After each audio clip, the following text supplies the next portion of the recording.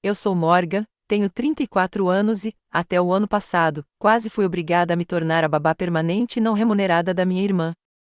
Meus pais controladores viram uma oportunidade quando Amber engravidou e foi abandonada pelo namorado. Eles me culparam e me fizeram voltar para casa temporariamente, explorando meu desejo de ajudar uma família em crise. Eu não fazia ideia de que eles já tinham transformado meu quarto em um berçário e planejado todo o meu futuro sem o meu consentimento. Eu tinha esperança de poder sustentar minha irmã e, ao mesmo tempo, manter minha independência, mas suas táticas de manipulação quase me custaram tudo. Se você está assistindo a isso de um lugar onde as obrigações familiares parecem sufocantes, curta e inscreva-se para saber como escapei da armadilha deles e reconstruí minha vida nos meus próprios termos. Crescendo em Meadowbrook, um subúrbio de classe média nos arredores de Detroit, sempre senti o peso de ser a pessoa responsável em nossa família de 4 pessoas. Meus pais, Deborah e Frank Sullivan, estabeleceram essa dinâmica desde cedo. Enquanto minha irmã mais nova, Amber, desfrutava de liberdade e perdão pelos erros, eu era cobrado por padrões impossivelmente altos. Quando Amber quebrava o toque de recolher, era criança sendo criança. Quando eu chegava em casa 5 minutos atrasada, eu estava dando um mau exemplo. Esse padrão se repetiu ao longo da nossa infância e adolescência. Nossa casa parecia perfeita à vista de fora, estilo colonial, com um gramado bem cuidado e decorações natalinas que ganharam prêmios da vizinhança. Mas, dentro daquelas paredes, as expectativas recaíam desigualmente sobre os ombros dos jovens. Aos 13 anos, eu preparava jantares em família 3 noites por semana, enquanto Amber raramente tinha tarefas além de manter o quarto arrumado. Quando eu perguntava o porquê, minha mãe dizia: "Você é melhor em ser responsável, Morgan. É algo natural para você." Nada sobre responsabilidade era natural. Eu aprendi porque precisei. Meus anos no ensino médio giravam em torno de manter um GPA 4,0 enquanto trabalhava meio período na biblioteca local para economizar para a faculdade. Enquanto isso, Amber alternava grupos de amigos e hobbies, abandonando cada um quando exigiam dedicação. Apesar de suas notas medíocres, meus pais financiavam suas caras aulas de dança e acampamentos de verão. Embora eu ganhasse presentes práticos, como calculadoras gráficas e trajes profissionais para entrevistas de emprego, a faculdade e a sua saída se tornou meu mantra pessoal. Candidatei-me a instituições a pelo menos 480 quilômetros de distância, conseguindo uma bolsa parcial para a Universidade Northwestern, em Chicago. Aqueles 4 anos me deram o primeiro gostinho da liberdade. Tomar decisões sem justificá-las, dormir até tarde nos fins de semana sem ser chamado de preguiçoso e construir amizades com pessoas que valorizavam minha confiabilidade em vez de explorá-la. Após a formatura, construí uma carreira como designer gráfico em uma respeitada empresa de marketing em Chicago. Aos 34 anos, eu tinha um elegante apartamento de um quarto com vista para o Lago Michigan, um emprego gratificante que desafiava minha criatividade e um círculo social de amigos genuínos que respeitavam limites.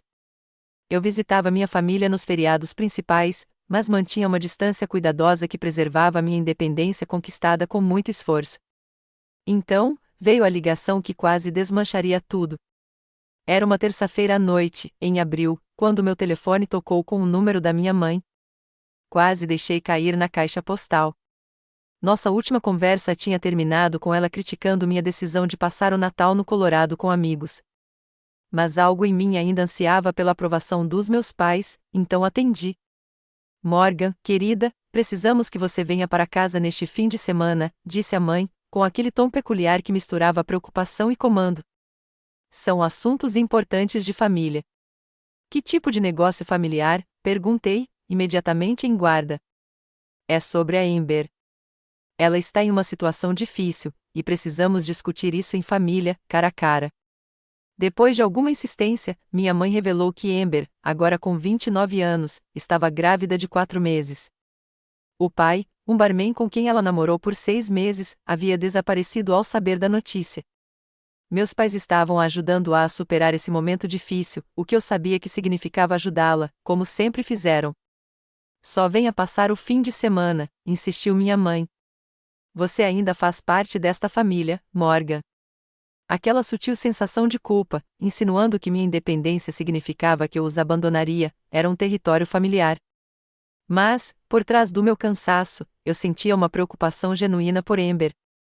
Apesar do nosso relacionamento complicado, ela ainda era minha irmã e, Ao contrário dos nossos pais, eu reconhecia que ela era uma adulta enfrentando consequências de adulta, não uma criança precisando de resgate. Relutantemente, concordei em ir até lá naquela sexta-feira. Antes de sair do meu apartamento, dei uma olhada no espaço que havia criado para mim, a mesa organizada onde eu fazia projetos freelance, o cantinho de leitura aconchegante perto da janela, a cozinha onde eu cozinhava receitas ambiciosas só porque queria. Aquele era o meu lar, não a casa onde eu cresci me sentindo como uma empregada doméstica não remunerada. A viagem de 5 horas até Michigan me deu tempo para estabelecer limites mentais. Eu seria solidária, mas firme. Eu ouviria, mas não assumiria responsabilidades. Eu ofereceria ajuda dentro de limites razoáveis. Ensaiava frases como: não posso fazer isso, mas aqui está o que posso oferecer e isso não funciona para mim, mas vamos encontrar uma alternativa. Ao entrar na garagem da casa da minha infância, notei tinta fresca nas persianas e um novo paisagismo. Meus pais claramente estavam investindo na propriedade. Assim que desliguei o motor, minha mãe irrompeu pela porta da frente, de braços abertos. Você chegou! Finalmente, exclamou ela, me abraçando forte antes mesmo de eu fechar a porta do carro. Esperamos o dia todo. Papai apareceu atrás dela, me dando um abraço firme com um braço só. Que bom te ver, criança. Pegue suas malas. O jantar está quase pronto. Ao pegar minha mochila de fim de semana no porta-malas, não consegui me livrar da sensação de estar entrando em algo mais orquestrado do que uma discussão familiar. Meus pais pareciam tensos, mas estranhamente satisfeitos consigo mesmos. Só quando entrei no saguão, com o cheiro familiar dos aromatizadores de ambiente de canela da minha mãe, percebi o quão despreparado eu estava para o que me esperava. Amber estava sentada na sala de estar, com a barriga de grávida visível sob uma blusa esvoaçante. Ela não se levantou quando entrei, apenas acenou do sofá onde assistia a um reality show. Oi, mana, disse ela, como se eu tivesse saído por um dia, em vez de meses. Que hora? Estou morrendo de fome. A presunção casual de que eu tinha chegado para atender às suas necessidades disparou um sinal de alerta em minha mente. Mas eu afastei isso, lembrando a mim mesma que estava ali para ouvir e ajudar dentro dos limites, não para reacender velhos ressentimentos. Mal sabia eu que, na cabeça dos meus pais, eu já havia sido escalada para o papel de salvadora da família, quisesse ou não. O jantar daquela noite foi o tradicional banquete de boas-vindas da mamãe, carne assada, purê de batatas e caçarola de vagem. Quando nos acomodamos à mesa de jantar, a conversa inicialmente se manteve em território seguro, meu trabalho, o clima de Chicago, a liga de golfe do papai. Mas quando a mamãe serviu torta de maçã de sobremesa, o clima mudou. Então, Morgan, começou papai, cortando a torta em pedaços precisos, sua mãe e eu estivemos pensando sobre a situação da família. Você quer dizer a gravidez da Amber, esclareci, percebendo como eles evitavam fazer referências diretas à condição da minha irmã, apesar de ela estar sentada ali. Toda a situação, interrompeu minha mãe. O bebê da Amber, a casa, o nosso futuro como família. Um nó se formou no meu estômago. E a casa? Mamãe e papai trocaram olhares antes que mamãe continuasse com a casualidade habitual. Bem, achamos que faz sentido você voltar para casa por um tempo. Voltar de Chicago? Meu trabalho é lá. Minha vida é lá, respondi, sentindo-me emboscada. O trabalho remoto é tão comum agora, papai dispensou. Seu trabalho no computador pode ser feito de qualquer lugar. Meu trabalho em informática ou é uma posição sênior em design gráfico que levei anos para conquistar, corrigi, sentindo a frustração familiar de ter minha carreira minimizada. E embora parte disso possa ser feita remotamente, tenho reuniões com clientes, projetos colaborativos e responsabilidades de escritório. Amber suspirou alto. Não é como se você estivesse salvando vidas nem nada. Antes que eu pudesse responder, minha mãe interrompeu. Achamos que a família precisa se unir em momentos importantes. A Amber vai precisar de ajuda quando o bebê nascer. E ficarei feliz em visitar e ajudar no que puder, disse eu, cautelosamente. Mas voltar não é prático nem necessário. Veremos, disse papai com um ar de decisão que sugeria que ele considerava o assunto ainda aberto para negociação. Vamos mostrar as mudanças que fizemos lá em cima. Essas mudanças ficaram claras quando me levaram ao meu antigo quarto. O espaço onde passei 18 anos havia sido completamente transformado em um quarto de bebê amarelo e cinza. Um berço branco estava no lugar da minha cama. Um trocador substituiu minha escrivaninha, e uma cadeira de balanço estava no canto, perto de novas cortinas blackout.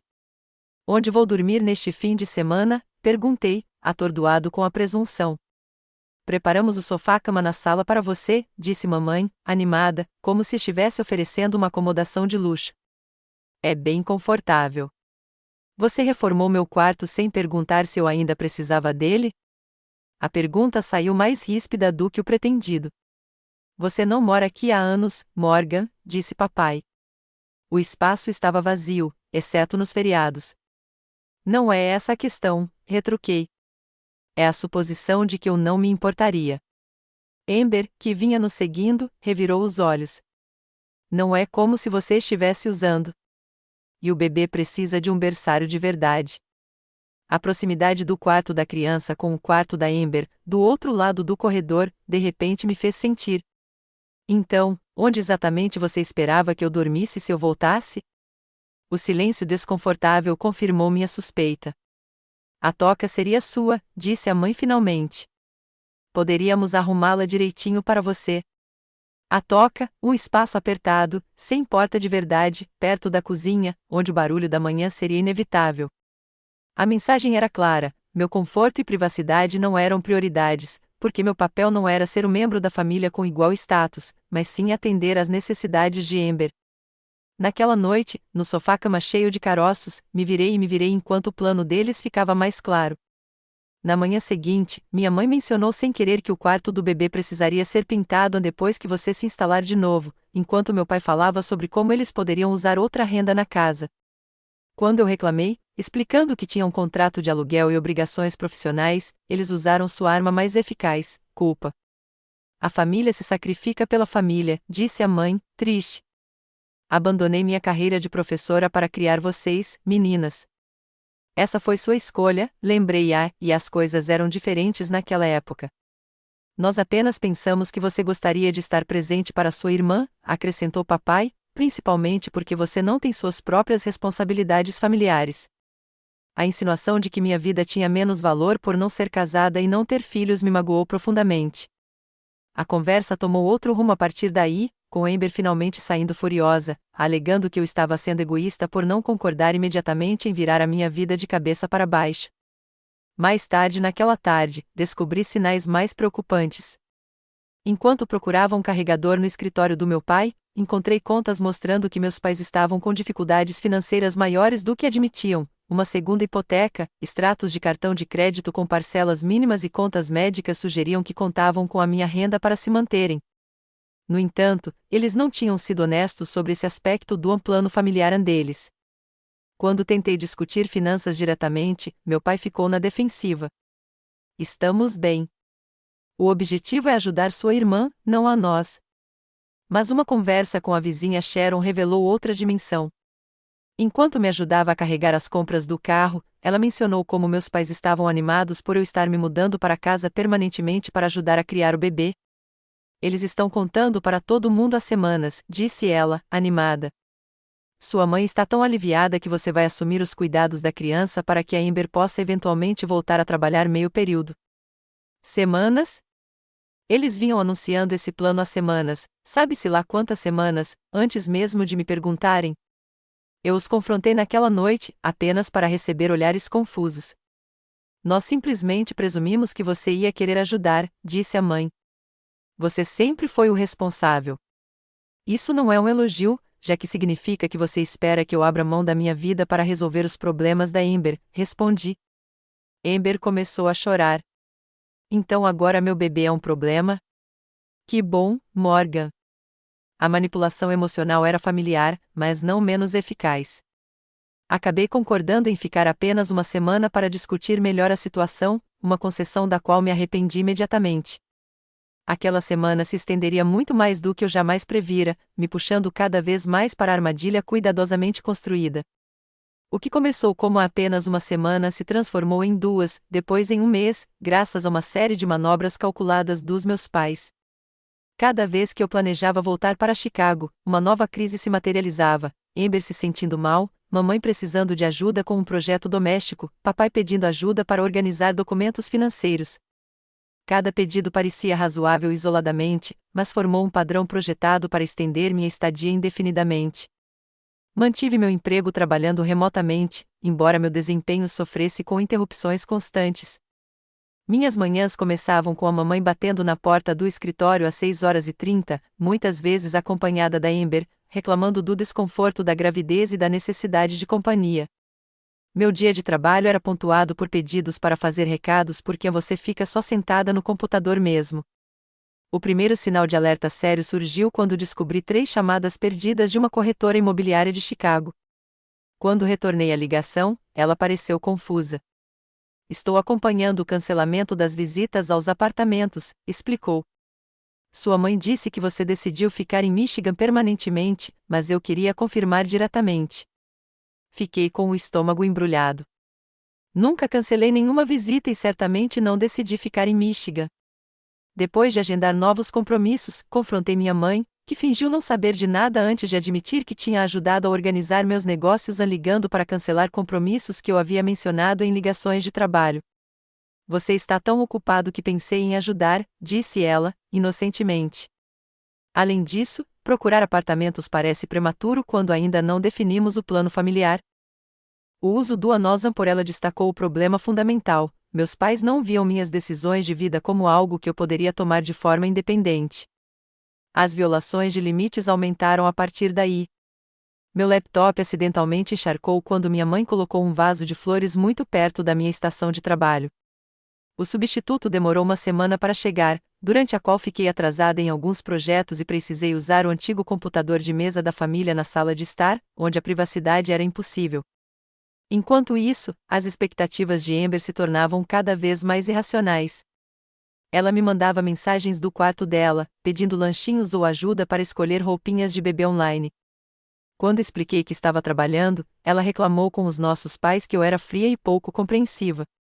Papai então me dava sermões sobre as prioridades da família, enquanto mamãe fazia comentários passivo-agressivos sobre minha dedicação a estranhos naquela empresa em vez de ao seu próprio sangue. As táticas de isolamento começaram sutilmente. Quando minha amiga Raquel, de Chicago, mandou uma mensagem dizendo que viria passar o fim de semana aqui, minha mãe disse que eu estava ocupada demais ajudando Amber antes mesmo de poder responder. Só descobri isso quando Raquel ligou, preocupada com meu silêncio repentino. Interferências semelhantes aconteceram com outros amigos e colegas, gradualmente cortando minha rede de apoio. Na terceira semana, meu chefe, Patrick, agendou uma videochamada para discutir meu desempenho.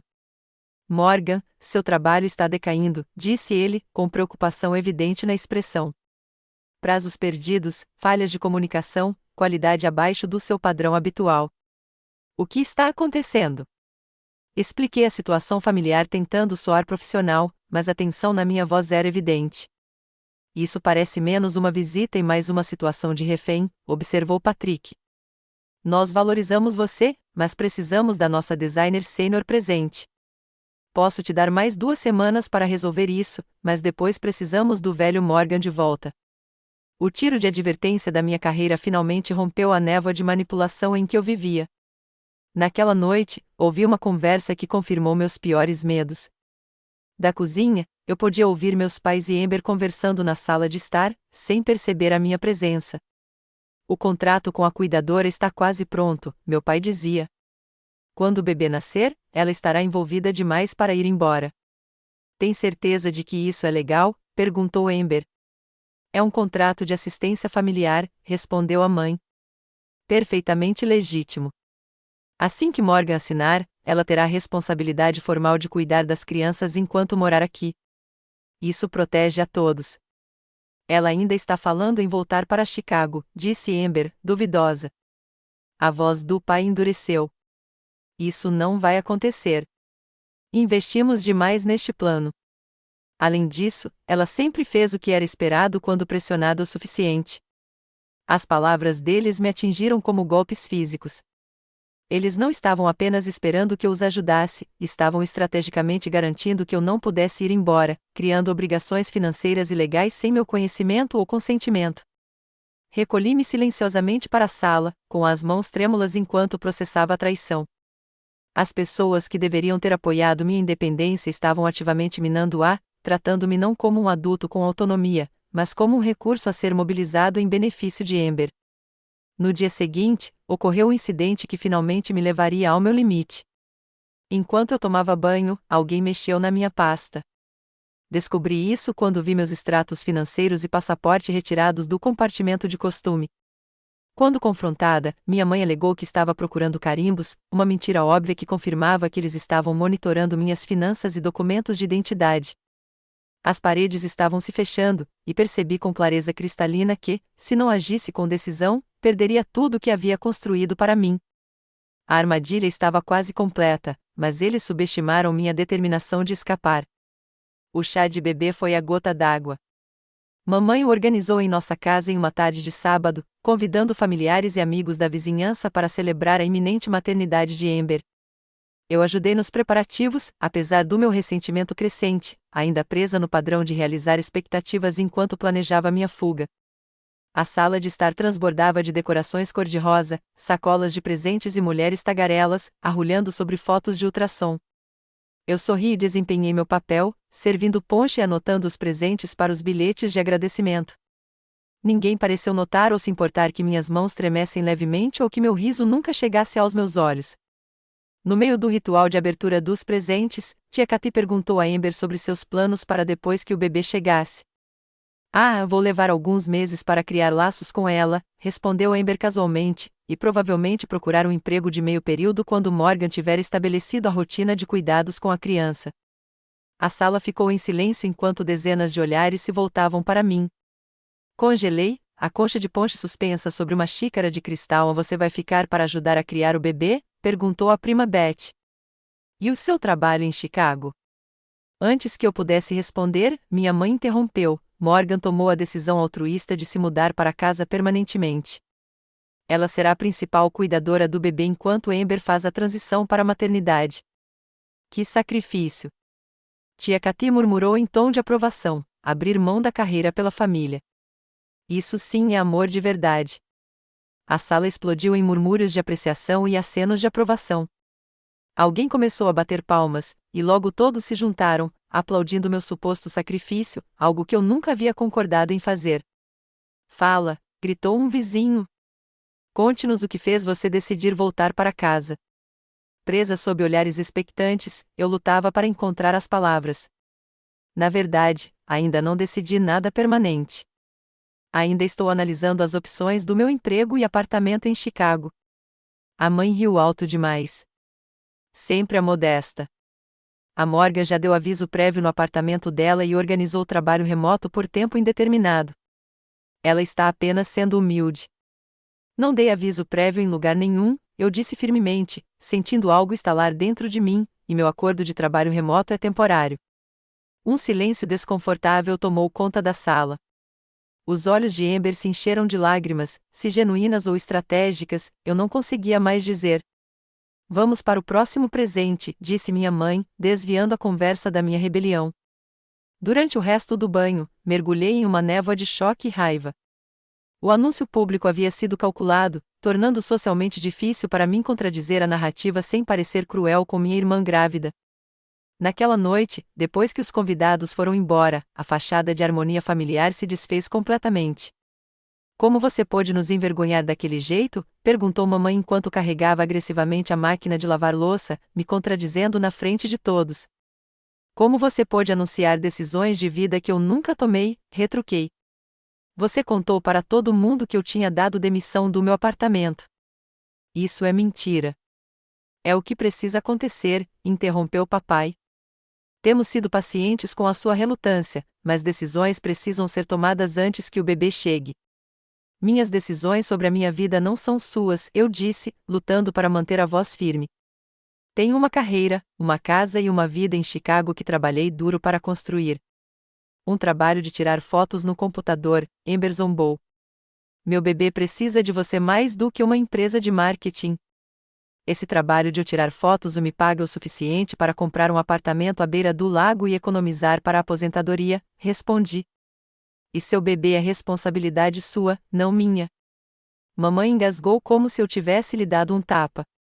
Família cuida da família, Morgan. Nós te criamos com valores melhores do que esse egoísmo. É egoísmo esperar viver a minha própria vida, fazer as minhas próprias escolhas? Quando essas escolhas machucam a família, sim, disse papai com firmeza.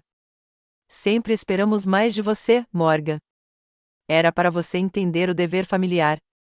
Nós te apoiamos a vida toda, acrescentou a mãe. Agora é a sua vez de nos apoiar. Estamos envelhecendo, Amber precisa de ajuda e esta família precisa de você aqui. A verdade finalmente veio à tona, eles sempre me viram como um investimento que renderia na forma de cuidados com idosos e apoio a Amber. Minha independência nunca foi o objetivo, era uma condição temporária que planejavam revogar quando fosse conveniente. Minha vida não é menos importante que a da Amber, eu disse baixinho. Meus sonhos e objetivos também importam. Amber riu amargamente. Sua carreira e seu apartamento versus o bem-estar do meu bebê? Não tem comparação. Não deveria haver competição nenhuma, respondi. Você está criando uma falsa escolha. A expressão do pai endureceu. Fizemos sacrifícios pela sua vida inteira. Agora precisamos de você, e você está virando as costas para a família. Nunca pensei que você fosse tão egoísta. A palavra egoísta, a arma que eles usavam sempre que eu priorizava minhas necessidades, atingiu um impacto diferente desta vez. Em vez de desencadear culpa, cristalizou tudo o que havia de errado em nossa dinâmica familiar. Vou dormir, eu disse, subitamente exausta. Podemos conversar amanhã, quando todos estiverem mais calmos. Mas quando me virei para ir embora, as próximas palavras da minha mãe me paralisaram. Já conversamos com o seu senhorio em Chicago, ela admitiu. Seu contrato de aluguel não será renovado no mês que vem. Explicamos a emergência familiar. A violação foi de tirar o fôlego. Eles minaram ativamente a minha segurança de moradia sem o meu conhecimento. Você não tinha o direito, sussurrei. Fizemos o que era necessário, respondeu o pai sem se desculpar. Às vezes, as crianças precisam de orientação para tomar as decisões certas. Eu tinha 34 anos e era tratada como uma adolescente rebelde por querer autonomia sobre a minha própria vida. Naquele momento, olhando para aqueles rostos impenitentes, algo fundamental mudou dentro de mim. A necessidade desesperada pela aprovação deles, que moldara tantas das minhas escolhas, simplesmente desapareceu, substituída por uma clareza gélida. Eles nunca mudariam. Esse padrão continuaria enquanto eu participasse dele. Assenti lentamente, dando-lhes o que queriam ver, aquiescência, rendição. Agora eu entendo. O alívio tomou conta de seus rostos, interpretando minha calma como aceitação. Você verá que isso é o melhor para todos, disse minha mãe, dando um tapinha condescendente no meu braço. Fui até a sala e fechei a porta, sentado no escuro com perfeita clareza sobre o que precisava fazer.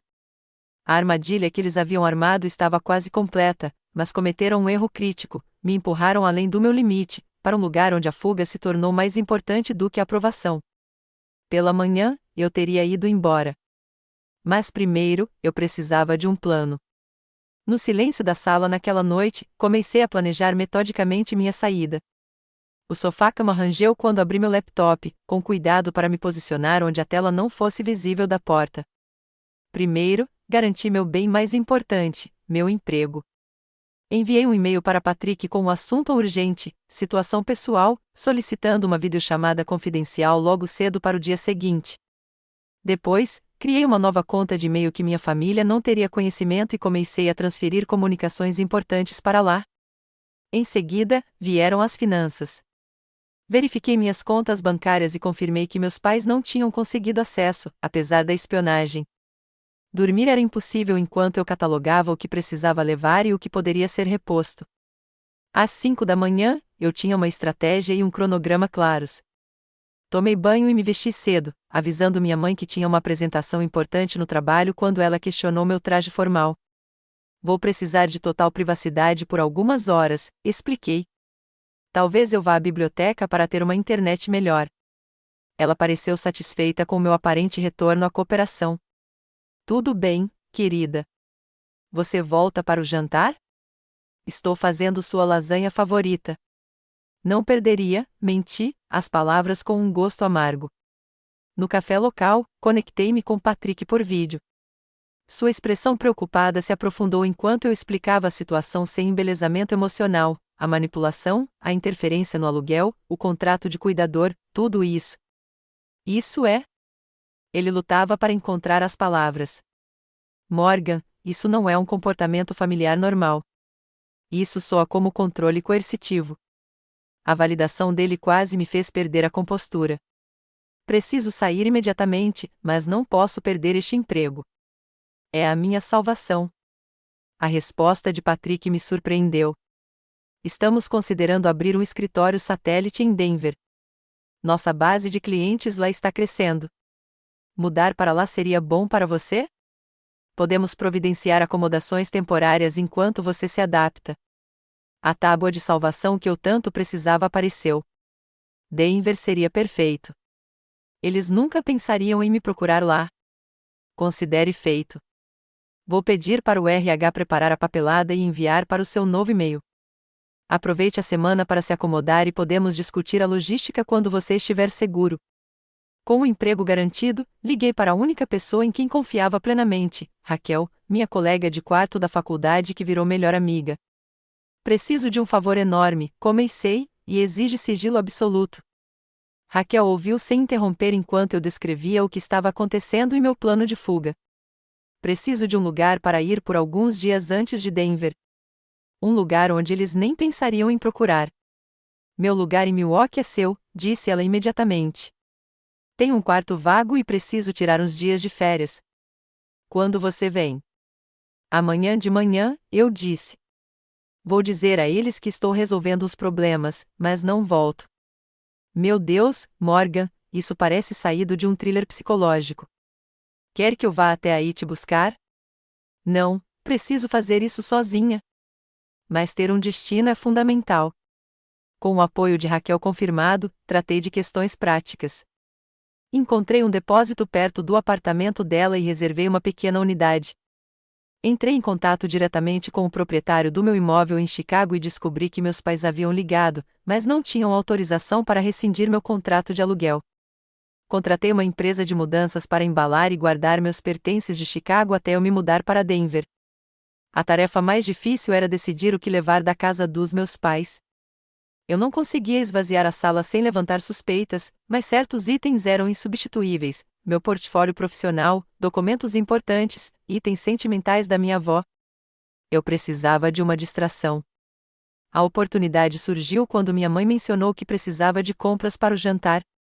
Eu me ofereci com entusiasmo e então eu lembrei de alguns materiais de trabalho que precisava na loja de materiais de escritório. Talvez eu demore um pouco, avisei. Tenho várias paradas para fazer. Vá com calma, disse minha mãe, me entregando uma longa lista de compras. Seu pai só chega às 6 horas, de qualquer jeito. Assim que saí da casa, dirigi até o banco mais próximo e abri uma nova conta em uma rede sem agências na minha cidade natal. Transferi a maior parte dos meus fundos, deixando apenas o suficiente na minha conta original para evitar suspeitas imediatas. Comprei um celular pré-pago como reserva e fiz paradas estratégicas para comprar itens essenciais, produtos de higiene pessoal, roupas básicas e uma mala resistente que não faria falta em casa. No depósito, paguei adiantado por 3 meses e guardei essas compras junto com os itens que fui tirando de casa aos poucos nos últimos dias. As compras de supermercado eram minha última parada, cuidadosamente selecionadas para manter a ilusão de um jantar familiar normal. Naquela noite, desempenhei meu papel com perfeição, ajudando a preparar o jantar, discutindo nomes de bebê com Amber e até mesmo olhando amostras de tinta para o quarto do bebê com aparente interesse. Sugeri uma noite de filme em família, um pedido inusitado que agradou imensamente minha mãe enquanto assistíamos a uma comédia inofensiva. Memorizei seus rostos, sabendo que poderia ser a última vez que os veria por muito tempo. Mais tarde, quando a casa ficou silenciosa, escrevi uma carta para Amber. Apesar de tudo, ela merecia uma explicação, mesmo que não entendesse. Expliquei que a amava, mas que não podia sacrificar minha vida inteira por suas escolhas. Desejei-lhe tudo de bom com o bebê e expressei a esperança de que um dia ela pudesse ver as coisas da minha perspectiva. Selei a carta e a escondi em seu porta-joias, onde ela a encontraria depois que eu partisse. A manhã chegou com um nó no estômago. Vesti-me casualmente, peguei minha bolsa com meus documentos mais importantes e anunciei que ia correndo à padaria comprar doces fresquinhos para o café da manhã. Mamãe, ainda de hobby, acenou para mim com um sorriso.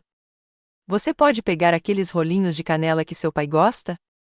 E talvez um café descafeinado para Amber. Claro, eu disse, parando na porta para dar uma última olhada na casa que havia se transformado em uma prisão. Te vejo em breve. O clique da porta se fechando atrás de mim foi memorável. No meu carro, coloquei a chave da minha casa no banco do passageiro, não precisaria mais dela. Em vez de virar em direção à padaria, segui em direção à rodovia interestadual, acelerando em direção a Milwaukee e à Liberdade. Quando a placa de limites da cidade desapareceu no meu espelho retrovisor, emoções conflitantes me invadiram. Culpa esmagadora, alívio crescente, medo persistente, por baixo de tudo, uma certeza crescente de que eu estava finalmente fazendo o que deveria ter feito semanas atrás, escolhendo a mim mesmo. Meu telefone começou a tocar 2 horas depois, primeiro a mamãe, depois o papai, depois a Amber, em sequência. Deixei cada chamada cair na caixa postal. Depois da quarta ligação da mamãe, parei num ponto de parada, removi o chip do celular e inseri o pré-pago. Aquela parte da minha vida estava oficialmente em pausa. No início da tarde, cheguei ao prédio da Raquel. Ela me esperava do lado de fora, com uma expressão que misturava preocupação e alívio. Quando ela me abraçou, finalmente me permiti chorar, soluços profundos e intensos que liberaram semanas de tensão e anos de dor acumulada. Você está segura agora, ela sussurrou, e não está sozinha. Pela primeira vez em muito tempo, ambas as afirmações pareciam verdadeiras. Denver me recebeu com vistas espetaculares das montanhas e um ar puro e puro que, de alguma forma, tornou a respiração mais fácil em todos os sentidos. 2 semanas após minha fuga, eu estava no meu apartamento corporativo temporário, desempacotando os itens essenciais que Raquel me ajudou a enviar de Milwaukee. A empresa foi surpreendentemente receptiva, tratando minha situação com discrição e apoio, o que tornou a transição mais tranquila do que eu ousava esperar. Meu novo telefone continha apenas alguns contatos: Raquel, Patrick, RH e um terapeuta recomendado pelo programa de assistência ao funcionário da empresa. Meu número antigo permanecia ativo, mas intocado, acumulando mensagens de voz e mensagens de texto que eu não estava pronto para ouvir. Raquel monitorava ocasionalmente, relatando o tom geral sem detalhes específicos que pudessem me puxar de volta para o vórtice emocional. Eles passaram a fazer ameaças, ela me disse durante nossa ligação noturna. Seu pai está falando em registrar um boletim de ocorrência de desaparecimento. Sou uma mulher de 34 anos que saiu voluntariamente, apontei. Isso não vai chamar muita atenção da polícia. Estão contando para todo mundo que você teve algum tipo de colapso. O Facebook da sua mãe está cheio de posts do tipo reze pela nossa filha problemática. Ri sem graça. Clássico. Quando o controle falha, desacredite o fugitivo. A previsibilidade da reação deles, de alguma forma, tornou a situação mais fácil de suportar. Eles estavam seguindo um manual de manipulação que eu tinha visto a vida toda. Mas, pela primeira vez, eu estava fora do seu alcance. Meus colegas no escritório de Denver me receberam calorosamente, sem saber toda a história por trás da minha transferência. Dediquei-me ao trabalho com energia renovada, descobrindo que a liberdade do drama familiar me dava um espaço mental para uma criatividade que eu não tinha acesso há anos.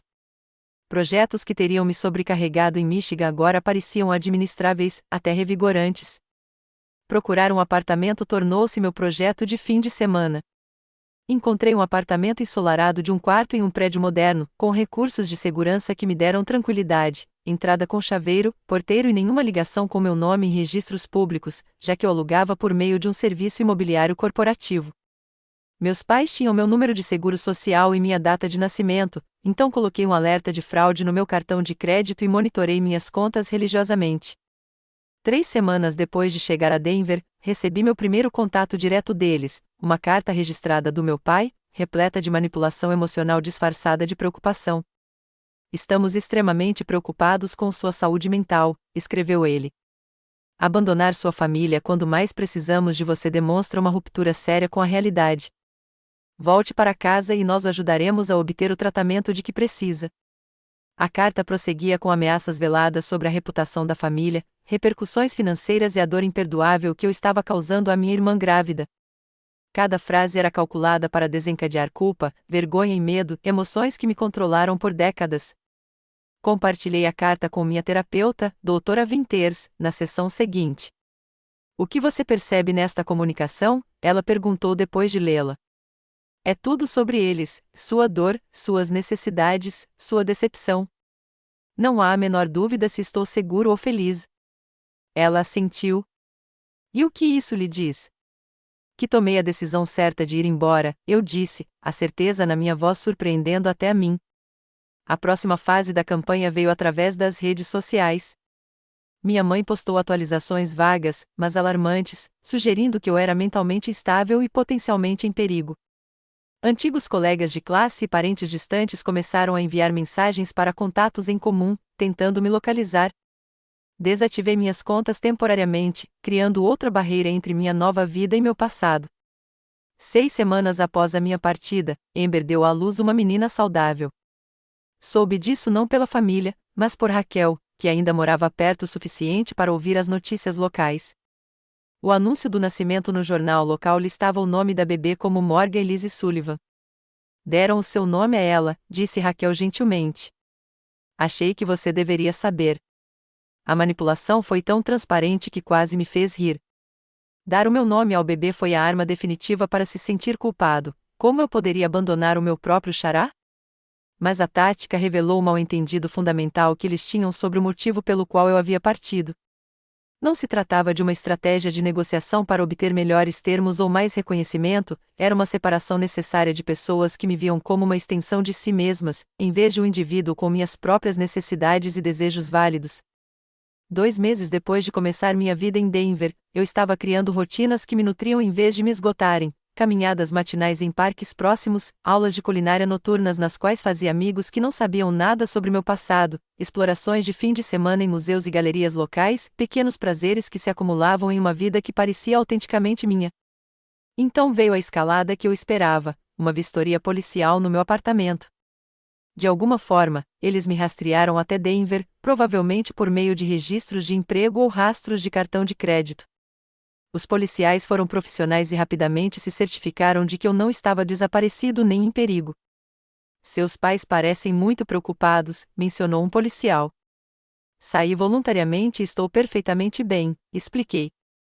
Sou um adulto que optou por me mudar por motivos profissionais e pessoais. Tecnicamente, não podemos dizer a eles que encontramos você sem sua permissão, explicou o policial, mas precisamos informar que você está seguro. Por favor, diga a eles que estou bem, mas não divulgue minha localização ou quaisquer outros detalhes, pedi.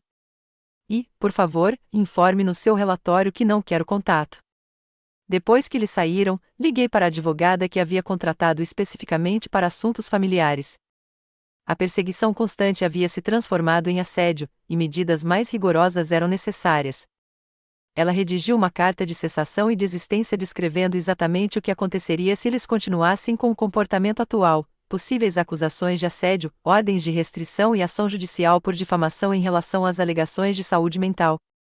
A carta foi entregue com documentação de suas ações até o momento, capturas de tela de postagens em redes sociais, cópias de mensagens enviadas a amigos e registros de suas ligações para meu empregador e proprietário. A resposta deles veio por meio do meu advogado, choque e indignação por eu atacá-los legalmente quando eles estavam apenas preocupados com a filha.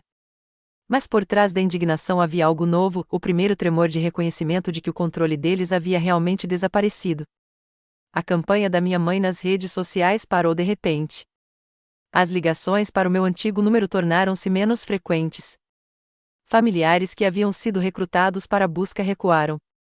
Os limites formais que eu havia estabelecido por vias legais conseguiram o que anos de conversas não conseguiram, eles foram finalmente forçados a reconhecer minha autonomia. 3 meses depois de sair de Michigan, recebi um e-mail inesperado da minha prima Beth, que estava no chá de bebê. Não sei exatamente o que aconteceu, escreveu ela, mas reconheço os padrões da minha própria mãe. Se você precisa de uma família que entenda limites, estou aqui. A mensagem dela abriu uma porta que eu pensava estar permanentemente fechada, a possibilidade de conexões familiares que respeitassem, em vez de atropelar, minha independência. Iniciamos uma correspondência cuidadosa que se tornou uma ponte para as partes da minha história familiar que valiam a pena preservar. À medida que o verão dava lugar ao outono em Denver, eu me sentia desabrochando como uma planta finalmente recebendo a luz adequada. Colegas comentavam sobre minha confiança crescente em reuniões. Meu portfólio de trabalho se expandia com projetos inovadores que demonstravam habilidades que eu não havia expressado plenamente antes. Saí com encontros casuais, estabelecendo limites saudáveis desde o início. O desenvolvimento mais surpreendente veio de Amber.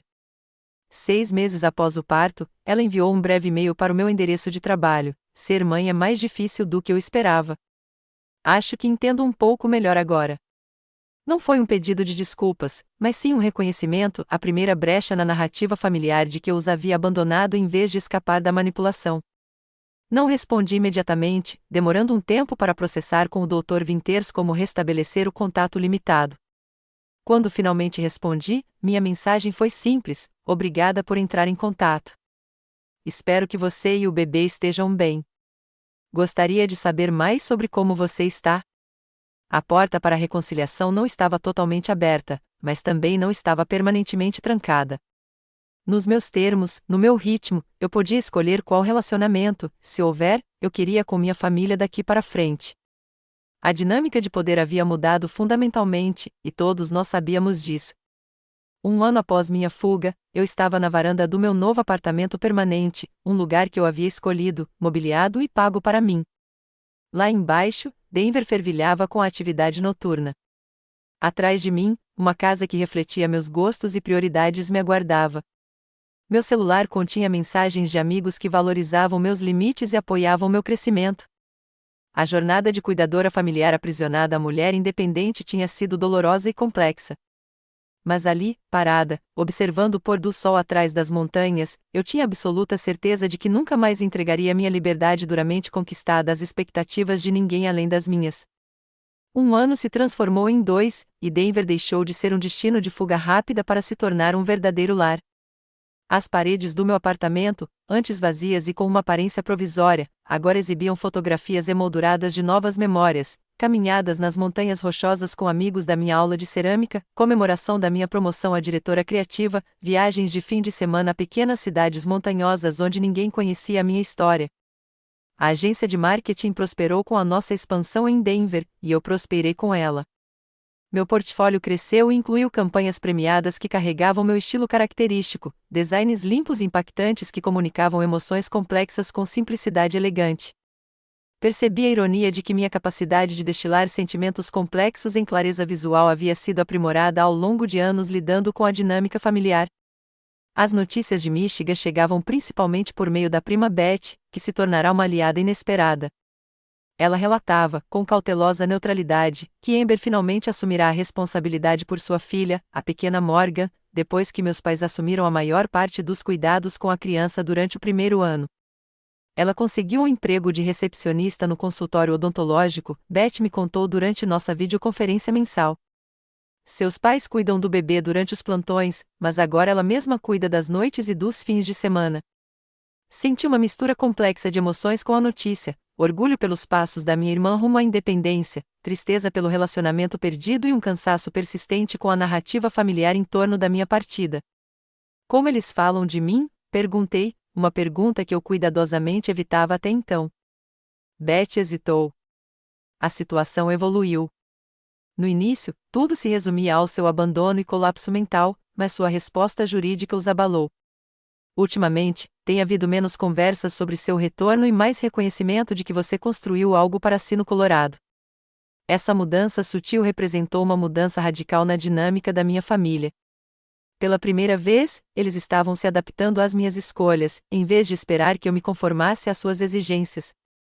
Minha terapeuta, Doutora Winters, me ajudou a entender que eu não podia controlar a interpretação deles dos acontecimentos, apenas a minha reação a eles.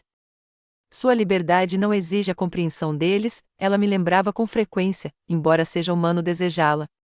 A reviravolta em nosso acordo veio inesperadamente por meio de uma tragédia. Meu pai sofreu um pequeno ataque cardíaco e minha mãe ligou para o meu número do trabalho em pânico. Embora não nos falássemos há quase 2 anos, atendi.